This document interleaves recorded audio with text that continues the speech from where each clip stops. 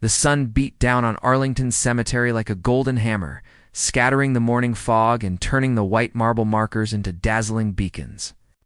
Sergeant Daniel Harker stood at his post before the tomb of the unknown soldier, every muscle taut, every breath precise. 5 years of guarding this sacred place had taught him discipline beyond measure. His shoes shone, his rifle gleamed, and sweat trickled down his back under the unforgiving heat. Despite the brightness, the cemetery felt calm, almost unreal. The only sounds were rustling leaves and the occasional distant chirp of a bird. Harker had grown accustomed to this quiet, this stillness. And yet today it felt different, as if the world had paused, waiting for something. A sudden noise shattered that calm. The loud roar of a motorcycle engine cutting through the heat, tires crunching on gravel. Harker's eyes snapped to the path. A man was struggling down the main walkway, wobbly on a massive black motorcycle. Leather vest glistening, tattoos faded but intricate. He was clearly seasoned by decades on the road. His movements were unsteady, hands gripping the handlebars too tightly. Harker's instincts flared. Something was wrong. The motorcycle skidded to a stop and the man collapsed, hitting the ground with a soft thud. Harker didn't hesitate. His boots pounded the gravel as he sprinted over, training and urgency merging seamlessly. The man groaned, eyes half closed. Pale skin, sweaty brow, and the tight grip on the handlebars told Harker it was untee. A minor stumble it?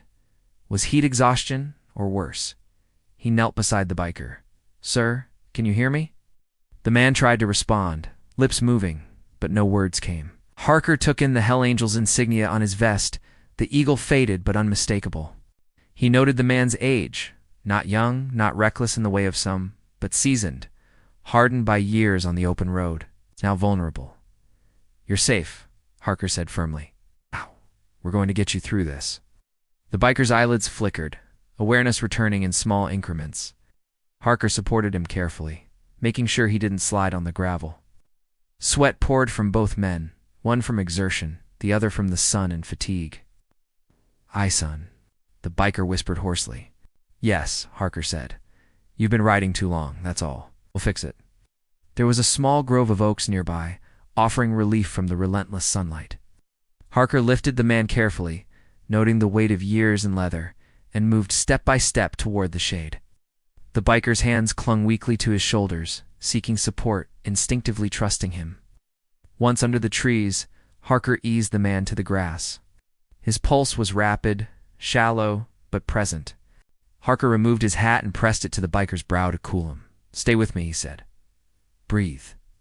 The biker groaned again, then relaxed slightly, letting the shade and calm presence soothe him. "Thank you," he whispered, voice rough as gravel. "I don't get saved often." Oh, yeah. "Everyone deserves help," Harker said quietly. "Even a Hell Angel." The biker chuckled, a raspy sound, a mixture of amusement and disbelief. Not used to hearing that from a soldier in full dress, but thanks. Minutes passed. The biker sipped water from a bottle Harker handed him, cooling his flushed skin. The heat was relentless, but the immediate danger had passed. Harker could see the tension in the man's body slowly dissipating. He allowed himself a small, quiet nod of satisfaction. Duty fulfilled, a life stabilized. "You should rest," Harker said. "Push yourself too hard in this, son." The biker's eyes met his. "And you, guarding this?" "Under the sun, no shade, no break. You're tougher than me, I think." Harker allowed a faint smile. "I have to be." The biker let out a short laugh. "Tough, yeah, but today you saved me. Not just tough, Harker. Hero." Harker didn't respond, but he let the words linger.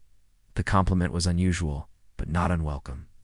Around them, the cemetery returned to its calm rhythm, sun dancing on marble, leaves rustling gently.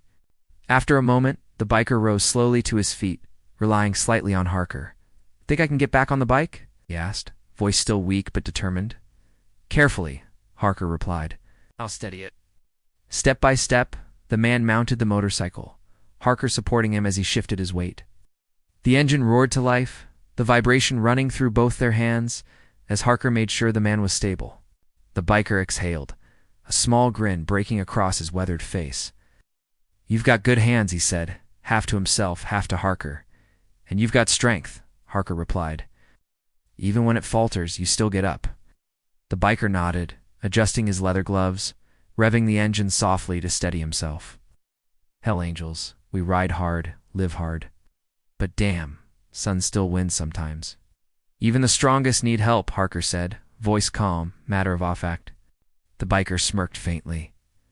Noted. He adjusted his helmet, engine rumbling steadily now. Thanks again, soldier. Really. Harker stepped back as the biker slowly rolled down the path, wheels crunching over gravel, until he was once more upright and in control. The roar of the engine faded into the distance, leaving Arlington Cemetery in its solemn quiet. Harker returned to his post, boots polished, rifle gleaming, eyes forward, but the memory of that moment stayed with him.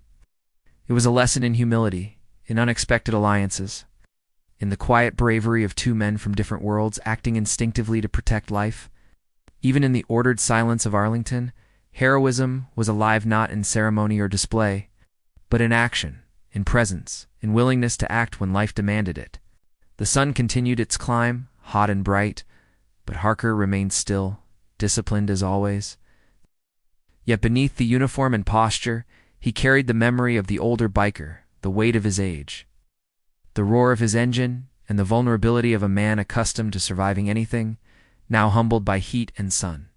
And somewhere along the path, the Hell Angels biker rode on, alive and aware of how close he had come to collapse, carrying with him the knowledge that even the most self-reliant can rely on someone else, and that heroism can come in the unlikeliest of forms. Harker adjusted his rifle, eyes forward. The cemetery lay silent once more, sunlight bright, heat pressing down, marble glowing white. Yet life, unpredictably, had reminded him that courage isn't always on the battlefield. Sometimes it waits in the sun, beneath the trees, in the quiet presence of someone willing to act when it matters most. Even in the rigid, disciplined world of Arlington's tomb, humanity could intervene. And on that sunny day, Sergeant Daniel Harker had been the difference between collapse and survival for a man hardened by a lifetime on the road. He returned to his post fully, every breath measured, every step precise, yet carrying with him an unspoken truth. Discipline, courage, and compassion sometimes came together in moments that defied expectation, forging an unspoken bond between two very different men.